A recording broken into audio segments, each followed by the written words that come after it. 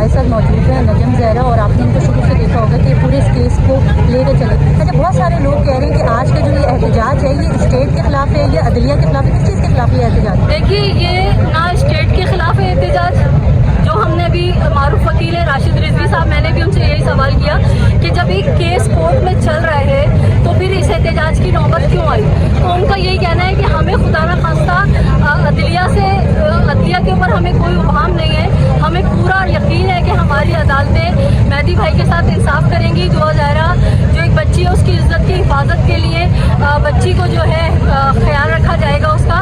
लेकिन ये जो मुजाहरा है, आप यकीन करें कि दुआ ज़ाहिरा केस के बाद तमाम वालिदैन की जो है रातों की नींदें हराम हो गई हैं। और मैं भी एक माँ हूँ, मैं भी रातों को उठ के अपनी बच्ची को चेक करती हूँ और बड़ा खौफ एक हो गया है। उस खौफ की वजह से जो है ये मुजाहरा किया जा रहा है ताकि अदलिया को और सोशल मीडिया में और ज़्यादा से ज़्यादा लोगों को अवेयरनेस पहुँचे कि अगर आज खड़े नहीं हुए तो फिर कभी नहीं खड़े हो सकेंगे आप। अगर दुआ ज़ाहिरा आज बाहिफाजत अपने वालिदैन के पास आ जाती है तो यकीनन आने वाले वक्तों में कानून जो है तरमीम करके ऐसा कानून बनाया जाएगा कि जिसमें तमाम बच्चियों को तहफ़्फ़ुज़ मुमकिन हो सकेगा और लोग इस तरह से बरगला के हमारी बच्चियों को उठा के नहीं ले जाएंगे और ना ही बाज़ारों में बेचेंगे।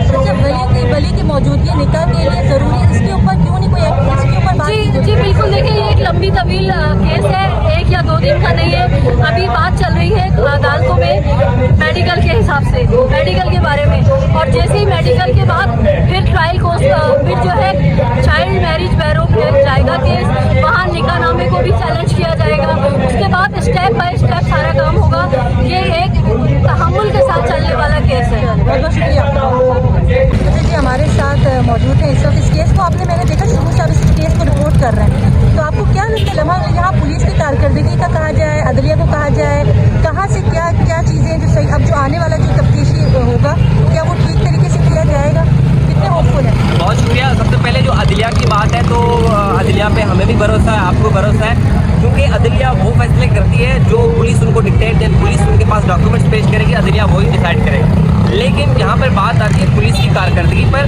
शुरू से हमें पुलिस की कारकर्दगी इंतहाई मशकूक नजर आई है बहैसियत सहाफ़ी, चूँकि जब दुआ ज़हरा मुबैना तौर पर अगवा हो जाती हैं, एक तो वक्त पर FIR नहीं होती, FIR हो जाती है तो आप मेहदी काज़मी साहब एक बाज़ाबी से मुतल्लिक़ दरख्वास्त दायर करते हैं हाई कोर्ट में। एक IG को अपने ओहदे से हाथ धोना पड़ता है लेकिन उनको ज़हीर नहीं मिलता।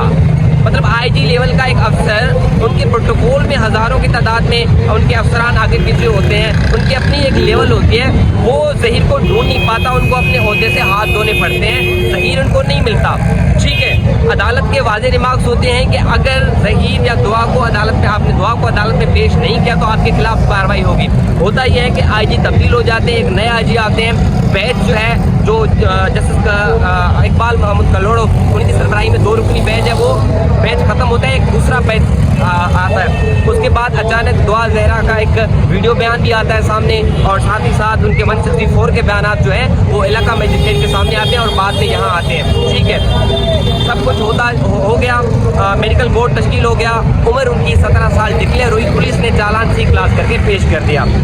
अब जब इस केस में ज़हीर मरकज़ी मुल्ज़िम है, उनको ना शामिल तफ्तीश किया गया ना उनको गिरफ्तार किया गया, जबकि निमरा काज़मी केस में शाहरुख को गिरफ्तार भी किया गया। 2 माह तक शाहरुख जेल में पड़ा रहा, कल उनकी ज़मानत हुई है 50,000 में, लेकिन ज़हीर को इनको शामिल तफ्तीश नहीं किया गया।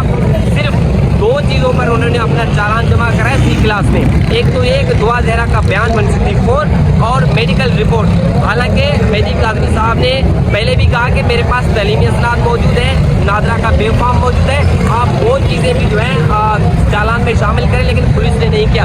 तो लेकिन आज पता ये हुआ कि अदालत ने असर 9 तहकीकात का हुक्म भी दिया, साथ ही साथ मेडिकल बोर्ड तश्कील देने का भी हुक्म दिया।